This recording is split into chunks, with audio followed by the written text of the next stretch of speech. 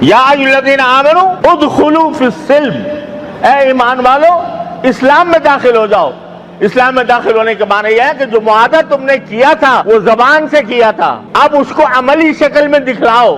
عملی شکل میں اس طرح دکھلاؤ کہ اگر تمہیں کسی موقع پر مفاد، دنیا کا تمہارا مفاد دعوت دے رہا ہے کہ رشوت لے لو، مگر اللہ کہہ رہا ہے کہ نہ لو، اللہ کے رسول کہہ رہا ہے کہ رشوت لینے والا اور دینے والا دونوں جہنم میں، تو پھر میں اپنے مفاد کو قربان کروں گا اور رسول اللہ صلی اللہ علیہ وسلم کے حکم پر عمل کروں گا۔ فاقہ پڑ جائے تو بھی کچھ حرج نہیں، پیٹ پر پتھر باندھے پڑ جائیں تو بھی کوئی حرج نہیں، لیکن حرام کا لقمہ میرے حلق میں نہیں جائے۔ یہ معنی ہے محمد رسول اللہ، اور یہ معنی ہے اسلام میں داخل ہونے۔ اور پھر لفظی کیا فرمایا؟ کافہ، اسلام میں داخل ہو جاؤ پورے کے پورے۔ کیا مطلب؟ کیا تم صرف اس وقت مسلمان ہو جب تم مسجد میں آئے بیٹھے ہو؟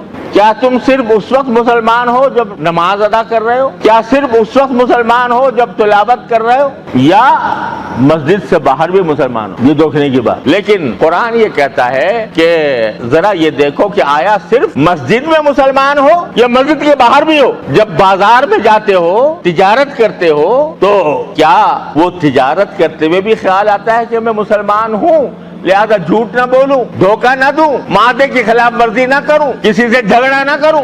اگر نماز تو پڑھ لی اور صف اول کے پابند ہو گئے، ہر نماز باجماعت ادا ہو رہی ہے، اللہ تعالیٰ کا بڑا کرم ہے، بڑی دولت ہے، بڑی نعمت ہے، اللہ تعالیٰ ہم سب کو عطا فرمائے۔ لیکن نماز صف اول میں پڑھ کر جب میں بازار میں جاؤں یا دفتر میں جاؤں، دفتر میں جا کر رشوت لوں یا دوں، اور بازار میں جا کر دھوکہ فریب کروں، ملاوٹ کروں، لوگوں کے ساتھ جو معاملات کیے ہیں وہ غلط کروں، تو اس کے معنی یہ کہ میں صرف مسجد کا مسلمان ہوں، پورا مسلمان نہیں، کافہ، پورے کے پورے ہو جاؤ۔ اب اس پورے کے پورے میں عبادتیں بھی آتی ہیں، جس طرح کی عبادتیں فرض کی گئی ہیں وہ ادا کرو، اس کے طریقے سے ادا کرو، سنت کے مطابق ادا کرو، لیکن اسی میں معاملات بھی آتے ہیں، کون سا معاملہ جائز ہے، کون سا ناجائز ہے، اس کی فکر کرو، حلال حرام کی فکر کرو، اور اپنے بیوی بچوں کے ساتھ جاؤ، بیوی بچوں کے ساتھ رہو تو اس میں بھی اللہ تعالیٰ کی قائم کی ہوئی حدود کا لحاظ رکھو۔